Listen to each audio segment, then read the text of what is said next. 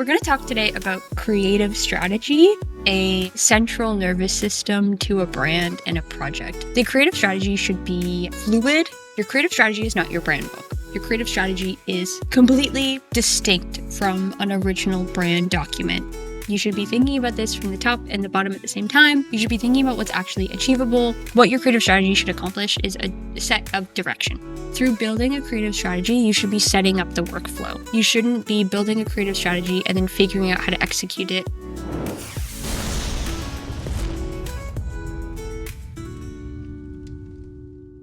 I love working with Pilot House because while we are a performance marketing agency, we really pride ourselves on caring so much about brand and creative. At Pilot House, we don't just make ads, we craft them. Every edit, every word, every scroll-stopping detail is built with purpose and care, and I truly believe that care drives creativity and creativity drives results. Our attention to both scale and brand allows us to craft strategies that deliver you short-term results while making you long-term successful, which is so important for any DTC brand. If you are curious about learning more about working with Pilot House, you can fill out a lead form at pilothouse.co and let them know you want to go on a brand new ad venture. You don't actually have to say that. You don't have to make a pun. I'm not going to force you to make a pun. Just fill out the lead form. We'd love to chat with you. Hi, welcome back to Ad-venturous, the podcast produced by D2C and hosted by me, Aves.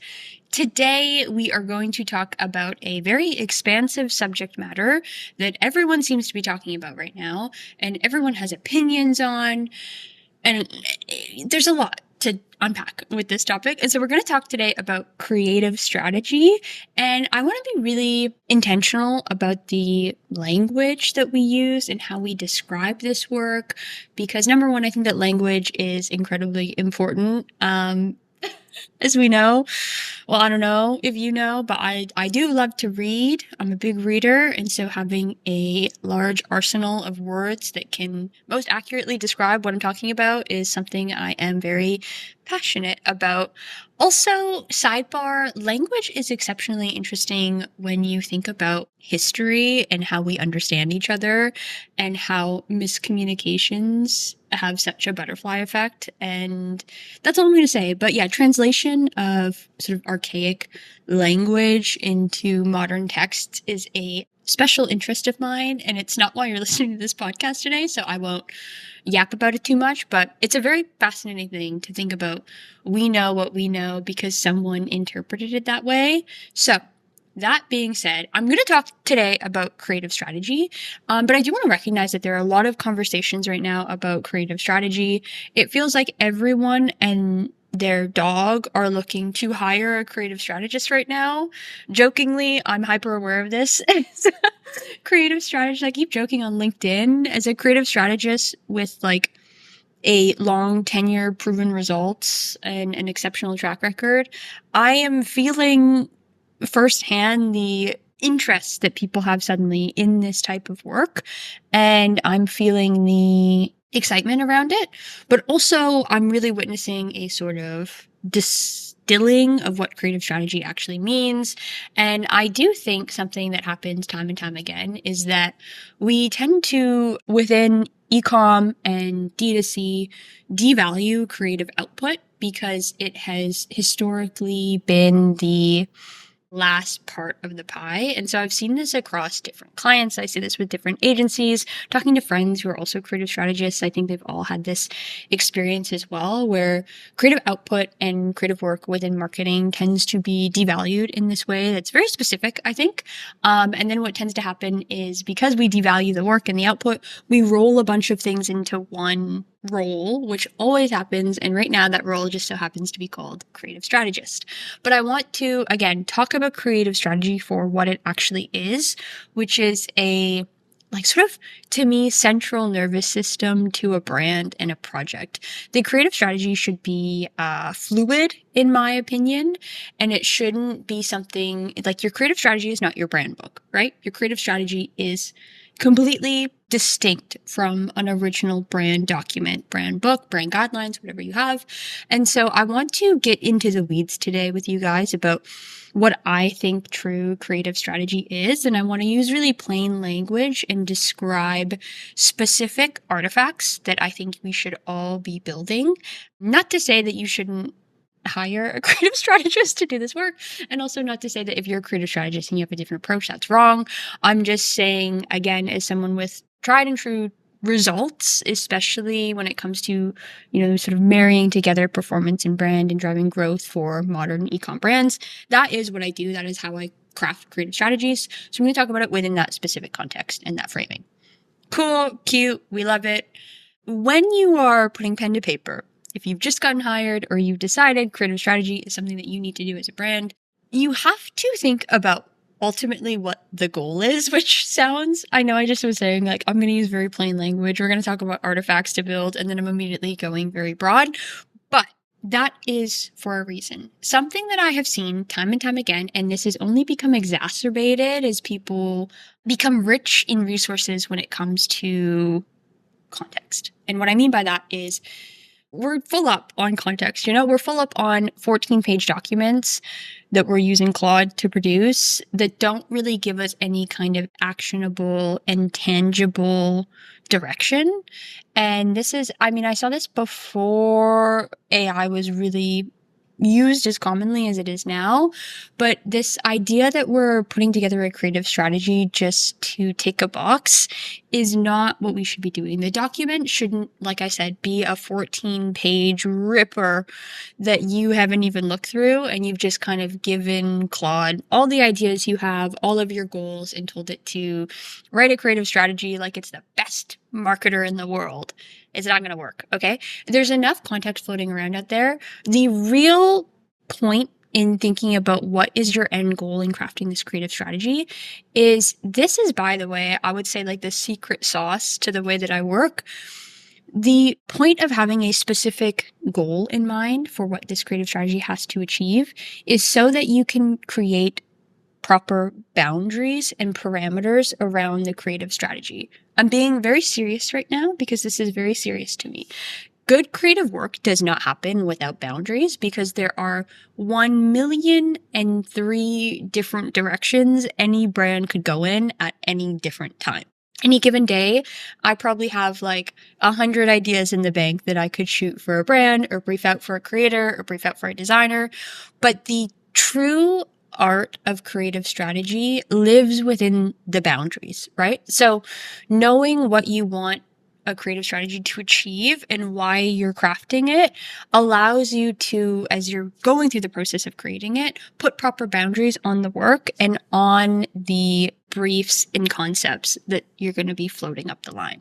This is I'm not kidding you. This pisses me off so much that I'm so animated and excited to talk about it whenever I get the chance to, like today, because there's no real value in those 14-page docs, right? Like if you send me something that you made and it's that long and it doesn't contain any actual actionable pieces, it's a huge waste of time, especially in this environment. And I've been having a lot of conversations about this lately. I think we all thought for a while that we would move away from volume being a growth lever for brands. But what has happened is we just need a much higher quality of content at a much higher volume. So basically, we all have to make better content than we were making 4 years ago, and we have to make much more of it, which is a really impossible task. It's Herculean. It's like, okay, how am I supposed to do that? But again, how you get to that place of being able to create higher quality content at a higher scale is through boundaries, not focusing on the things that don't actually matter. And so, like I said, I get really animated and excited when I talk about this because those kind of dime a dozen just using AI to source a bunch of context and information, it's not actually a strategy, right? It's not a strategy and it's not valuable. And so we need to be very careful about how we talk about creative strategy and what we expect as a full deliverable.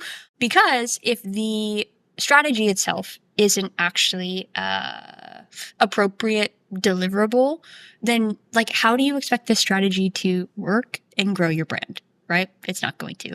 So I like to start when I'm thinking of creative strategy. And I also want to recognize that I am very fortunate. I work at Pilot House, which is a great place to work, and I get to work alongside a team of ecom strategists. And so there is a little bit of bias in how I think and talk about creative strategy because I exist in the context. I didn't just fall out of a coconut tree. And so I often partner up with ecom strategist who is more sort of on the media side of things. And so the deliverables that I get from them before I start crafting a creative strategy tend to be focused on segmentation and personas and sort of size of the prize and who are we talking to? What is this demographic of people? How many of them are there out there in the world and what platforms do they live on? So just to give you guys a heads up, I usually have that information when I start crafting my creative strategy because I do work alongside some really cool ecom strategist over at Pilot House. I'm working right now on a project for a client with a good friend, and we are having the best time doing this. I don't know why I'm like mentioning my coworker as if it's like a celebrity sighting. I just really love working with him. So it's like, if you're listening to this, Chris, I'm having the best time with you, buddy. Anyway, moving on. So that is good for you to know. When you're listening to this, I usually come to the table, start writing creative strategy based on some pre-done work for me around segmentation and personas. So I work in tandem with the ecom strategist. We figure out who we're talking to. They figure out how many of those people there are, where are they, and then I start to dive into the actual creative strategy portion. And so I start by defining two different areas that are very near and dear to my heart. Firstly, I start defining why buys by product. And I'll just get into this. I won't tell you about the other half. Why buys by product for me, what I mean by that is I look into each SKU. You know, I'm going to talk about it, the Make Believe Mug Company. I look at each product that I sell, and then I look to find why buys within each persona. Okay? So that is a lot. Let me explain why this is important and how I do it. So why buy is basically simply, why would someone buy this? And I do that by product, not by persona. A while ago, if you asked me 2 years ago, I was formulating strategy based solely almost on persona. So it was really over indexed on the idea of the who. And so I was thinking of why buys by persona. So it was like, why would someone buy from this brand? Within like each of my, say I had 4 personas, I would do this exercise of thinking about why would they buy from the brand generally. I've shifted that in the last few years, and I think it was a really necessary shift, and I've seen great results from doing it. And now I focus my why buys on each product. And so what that allows me to do is say, my Make Believe Mug Company, we sell our travel mug and we also sell an at-home mug. Those are products with distinct why buys, right? And what matters most in doing this is really digging in from a product perspective and finding the benefits and USPs that make this product matter. The interesting thing that I have found over the years is most of the time, say we're talking about Make Believe Mug Company and I'm talking about the travel mug specifically, the benefits and USPs that appeal to a woman in her 20s versus a man in his 40s for that particular product are going to be basically the same, right? It's like looking for a secure lid, looking for something that's going to keep your coffee for longer. So the why buy is actually the exact same. It's just how you translate it, which is different, which we will talk about in a couple of minutes here. But I really want to focus on that idea a little bit more here, which is to really think product first and really think product specific. Okay. This detachment from persona through this work of figuring out why would a person, a human being, any human being buy each of these products, it frees you up from some cognitive bias that I think can creep in. Like you might think, okay, the 40-year-old man maybe doesn't necessarily care that the cups are cute.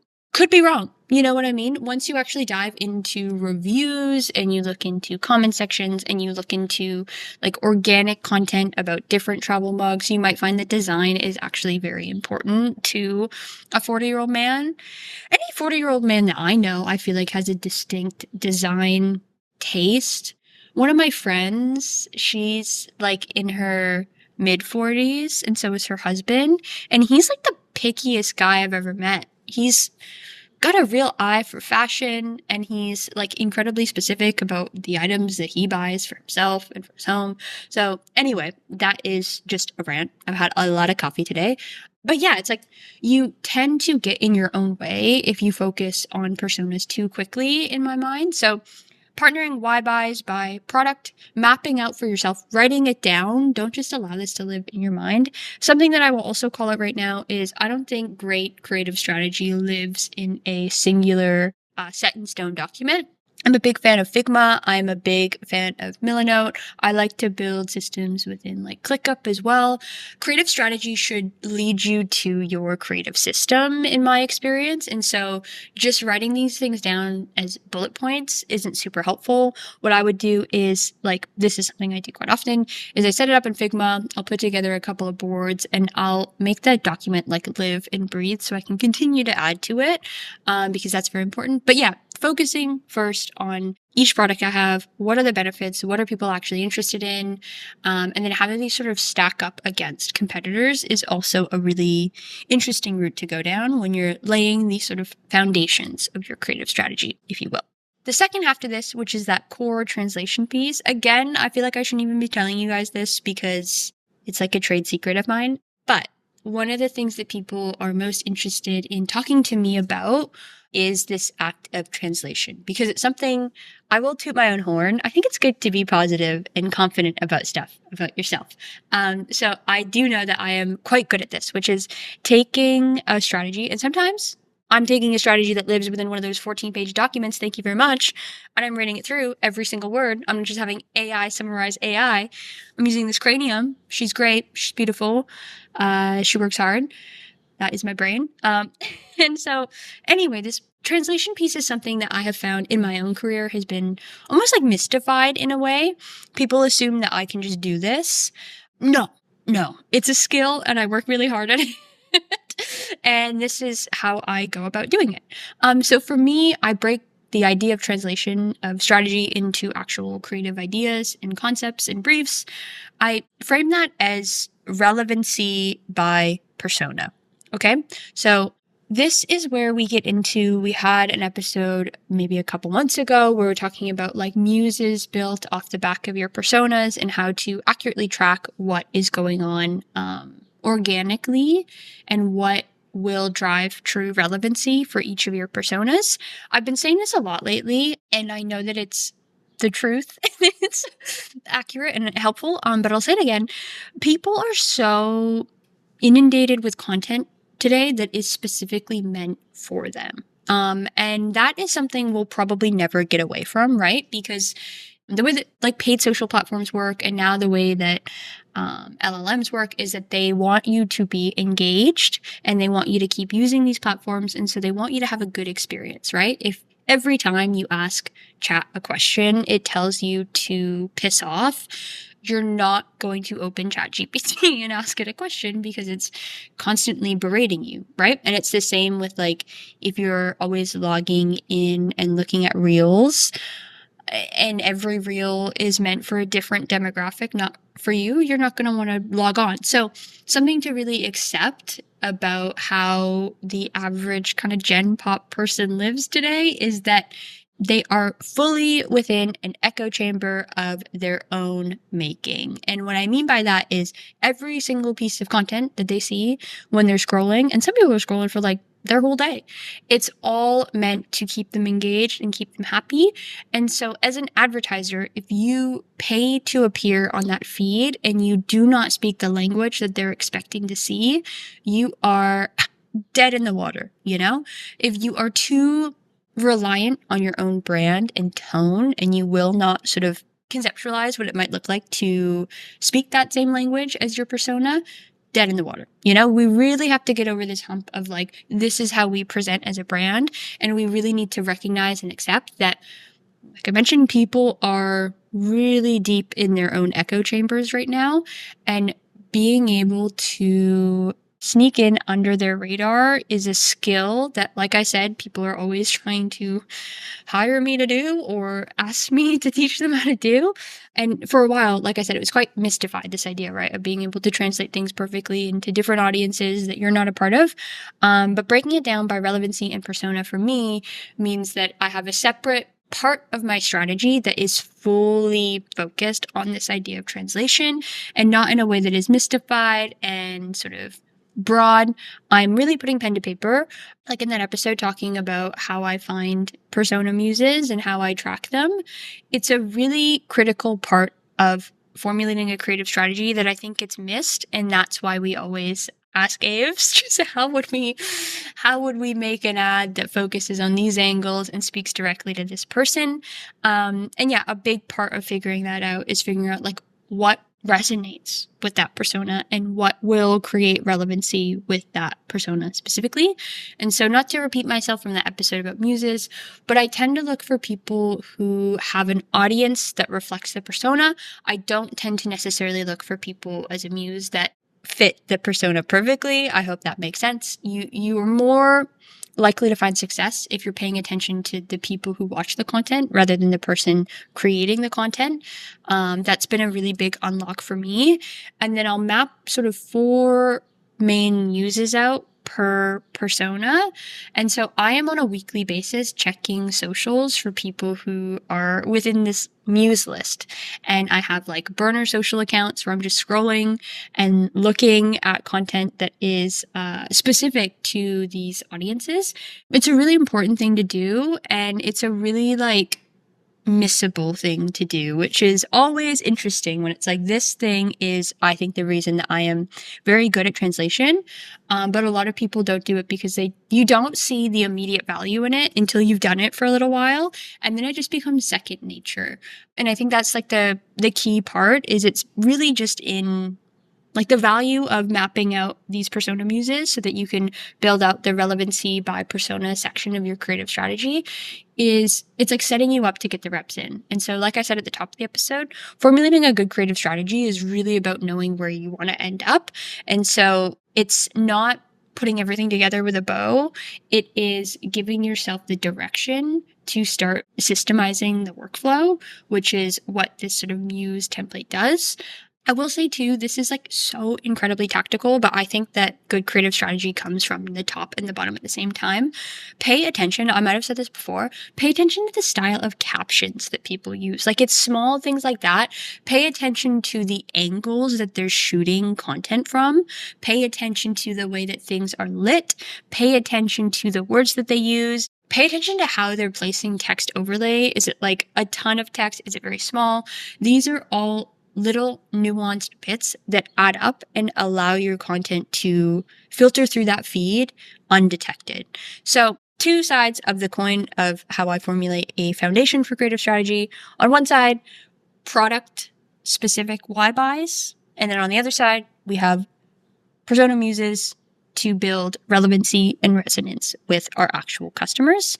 What I do from there is I kind of map everything out, like I mentioned, in a Figma. So I don't often actually end up with a singular strategic document, which I love.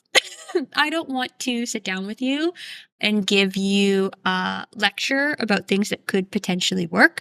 I want to sit down with you and I want to brainstorm, keep things very open, fluid, moving. And like I said, set the direction for both of us to figure out what we do with all of this context and this framework and all of these boundaries.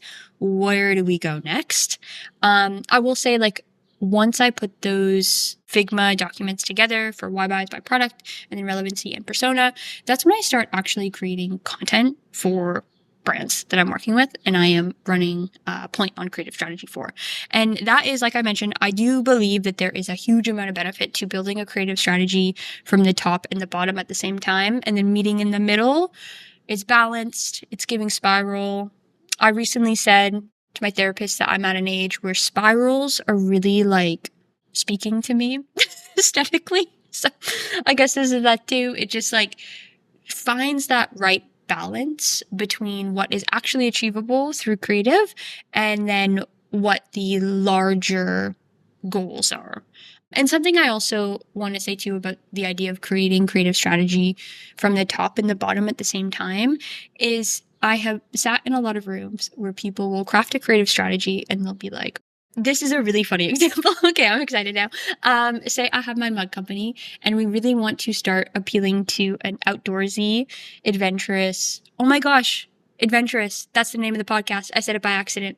Anyway, I'm trying to appeal with my Make Believe Mug company to a extreme sports, outdoorsy, adventurous type of personality. And so say that's part of my creative strategy. I'd like to start resonating with these people more. And as I'm like cooking in my dock and I'm writing, it's like, oh, you know what would be sick? Like skydiving and showing the mug not leaking while we're skydiving. If I'm a small startup, do you really think I have the time or the resources to go skydiving with a bunch of travel mugs? Probably not. And so part of getting your hands dirty and going like bottom up as you are crafting creative strategy is about not so much setting boundaries, but keeping your feet on the ground. Because like I said, there are so many times where, you're just like in a meeting and everyone's pitching the craziest, wildest ideas you've ever heard. It's like, well, what if we just get Taylor Swift to use the mug? It's like, it gets so far away from us so quickly. And I think the real Achilles heel for most brands today is resources.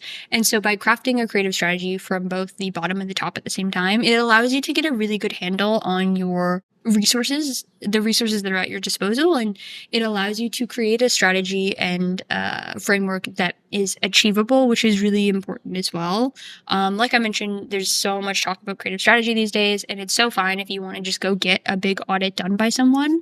But I fundamentally believe the real value you can bring in this work is, what is that saying? You can bring a horse to water, but you can't force it to drink. That's how it feels when people build these long, elaborate creative strategies, but there's no way to action them because of resourcing. So yeah, make sure that you're actually thinking about what is achievable and that you're testing things out as you craft those strategies. Sometimes too, I'll be looking at putting together my sort of strategic viewpoint on why buys by product, and I will be curious about the example I used earlier, like travel mugs, the aesthetic, the design of it being important for men in their 40s.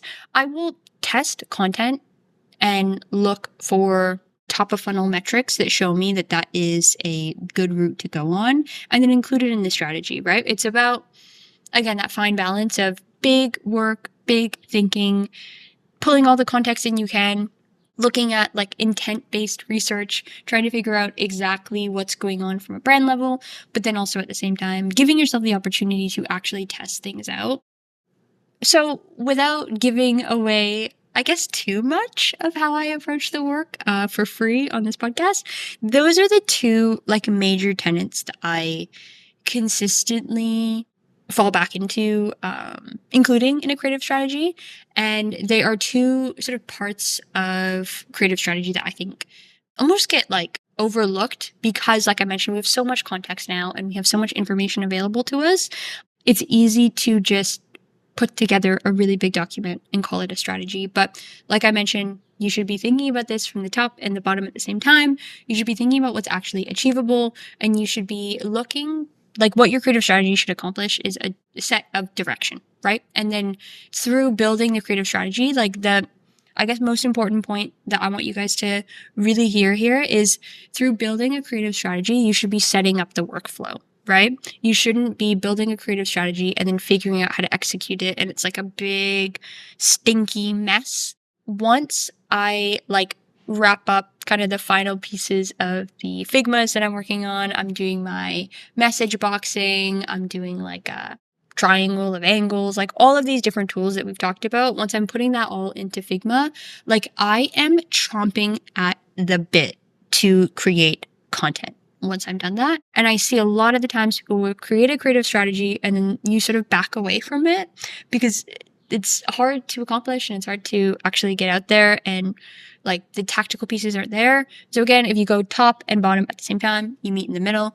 you actually start creating a workflow for yourself through the direction of the creative strategy you put together. That is how you win these days. And that is the true value and where you see creative strategy come alive. And I do believe like knowing this stuff is going to make or break your brand over the next 3 to 5 years. Like we've seen such a influx of e-com brands, and we've also seen such an influx of bad content because of a reliance on AI. So it's really a good time to start thinking about this stuff. It's an important time to start thinking about it. People want to, like I mentioned, see content that resonates with them immediately, and you can't make that type of content unless you do this type of strategic thinking and you build this type of workflow out. That's it for today. That was like a long episode with a lot of information. But yeah, this is something that I love talking about and working on. And like I said, I wanted to be really intentional and tactical because I think that creative strategy can become a really nuanced conversation. And it's like everyone's saying those two words together. And like I said, everyone's asking me if I can do their creative strategy, and it's stressful. So I wanted to do this episode and break down like some of the ways that you can start doing it for yourself. But if you have any other questions, you can go to the Pilot House website and fill out a lead form and we can chat directly. You can also hit me up on LinkedIn, Aves Valerio. That's the episode for today. A quick note as well is I'll be taking a little bit of a break here because it is the summertime, and also I am building out some really cool new exciting systems, and also, yeah, it's the summertime.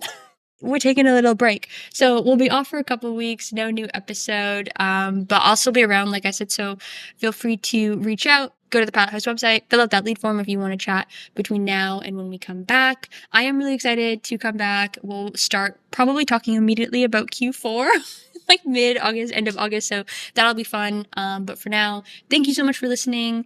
Hopefully this was helpful. I really, really care about creative strategy. I really, really care about it being done well. And so, yeah, like I said, any questions in the meantime, reach out. I am all ears and excited to chat about this stuff always and to help. Enjoy the rest of your summer. I'll talk to you guys in a few weeks. And thanks so much for listening.